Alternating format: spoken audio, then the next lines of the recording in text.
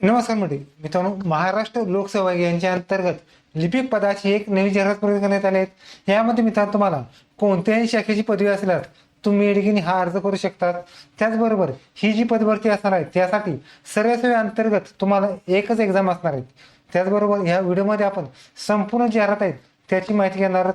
तर व्हिडिओ शेवटपर्यंत नक्की पहा। व्हिडिओला लाईक करा। चॅनलवरती पहिल्यांदा आला असेल तर चॅनलला सबस्क्राईब करून बेल नक्की दाबा।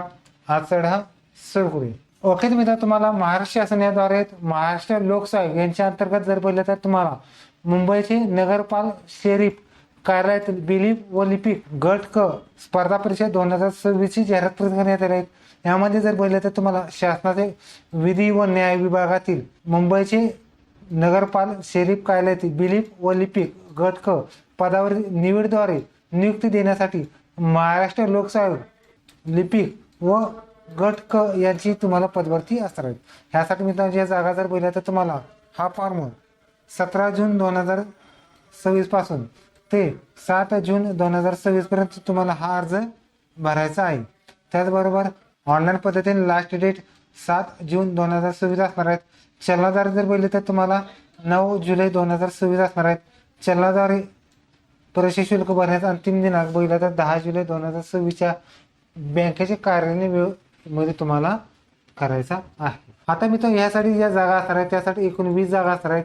त्यापैकी मित्रांनो जी आरक्षण वाईज जागा असतात त्यामध्ये जर बघितलं तर हुनजातीसाठी 3, जमाती 2, विजा 1, बजब 1, बजग ड 1, विमव 6, एसबीसी 3, ईडब्ल्यूएस 3 आणि ओपन 0 जागा असणार आहे। त्यामुळे ओपन 0 असल्यामुळे कोणतंही समांतर आरक्षण तुम्हाला नसणार आहे। त्याचबरोबर सर्वसाधारणसाठी 14 आहेत, महिलांसाठी 6 जागे असे 20 जागांसाठी तुम्हाला पदभरती असणार आहे। सर्वसाधारण त्रुटी सुद्धा आहेत। शासनाद्वारे पदसंख्या व आरक्षणामध्ये वाढ किंवा बदल होणे शक्यता आहेत। त्याचबरोबर भरती प्रक्रिया रद्द करणे किंवा स्थगित करणे हे अंशतः बदल करणे हे अधिकार MPSC कडे असणार आहे। त्याचबरोबर विमुक्त जाती भटक्या जाती क ड एसबीसी ईडब्ल्यूएस ह्या पदासाठी जर बघितलं तर तुम्हाला नॉन क्रिमिनल सुद्धा लागणार आहे। ह्यासाठी ईडब्ल्यूएस जर बघितलं तर तुम्हाला 2026-27 ची ईडब्ल्यूएस सुद्धा तुम्हाला लागणार आहे। आणि नॉन क्रिमिनल बघितलं तर 2026-27 सुद्धा नॉन क्रिमिनल असतात। त्यासाठी जे आरक्षण असणार आहे त्यामध्ये दिव्यांगाचं आरक्षण आहे, असे सगळे आरक्षण असणार आहेत। ह्यासाठी वेतन श्रेणी जर बघितले तर S6 मध्ये 19,900 ते 23,200 पे स्केल असणार आहेत।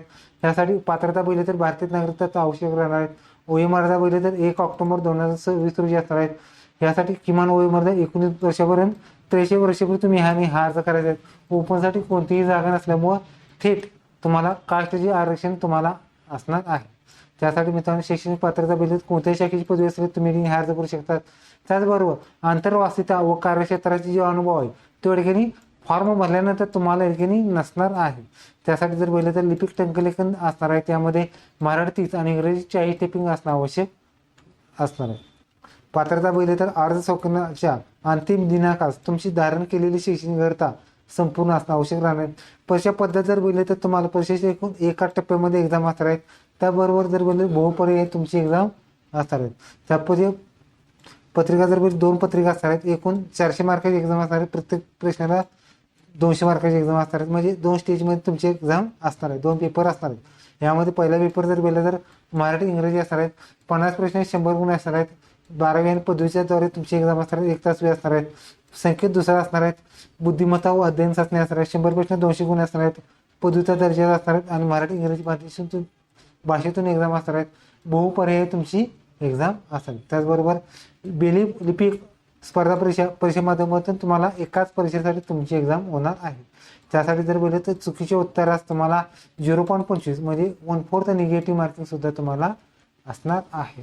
त्याचा निकाल जर बघितला तर तुम्हाला लेखी परीक्षेच्या गुणाच्या द्वारे तुमची मेरिट लिस्ट आणि फायनल रिकमेंडेड लिस्ट सुद्धा तुमची लावण्यात येणार आहे।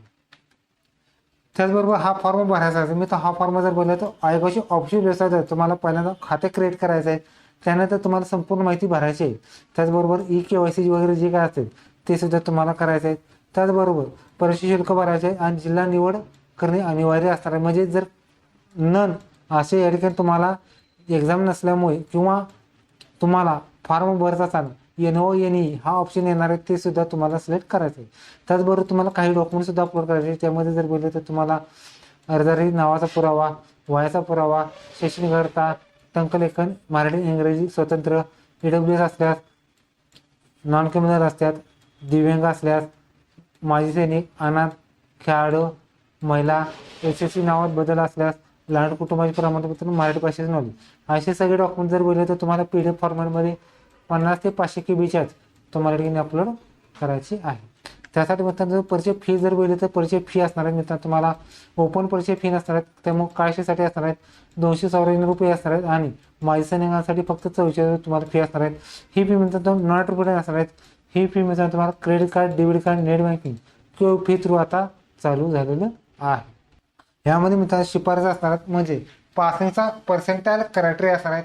ओपन असेल तर 35 असणार आहेत, मागासवर्गीय असेल तर 30 असणार आहेत, दिव्यांग 20 असणार आहेत, त्याचबरोबर उच्च खेळाडूधारक 20 असणार आहेत, माजी सैनिक 20 आणि अनाथांसाठी 30चा पर्सेंटाईल तुम्हाला असणार आहेत. म्हणजे जे CET वगैरे असतात त्यासाठी पर्सेंटाईल असणार आहे, त्याद्वारे तुमची निवड प्रक्रिया देखील असणार आहे. त्यानंतर मित्रांनो तुम्हाला जे विद्यार्थी लेखीला क्वालिफाय झाले त्यानंतर तुमची डॉक्युमेंट व्हेरिफिकेशन गुणपत्रकाची पडताळणी सुद्धा होणार आहे आणि त्यानंतर तुमचं फायनल मेरिट लिस्ट लावली जाणार आहे. ओके, तरी तुम्ही आता तुम्हाला MPS मार्फत एक नवीन जाहिरात व्हिडिओ लाईक करा, शेअर करा, कमेंट करा. धन्यवाद. जय हिंद, जय महाराष्ट्र.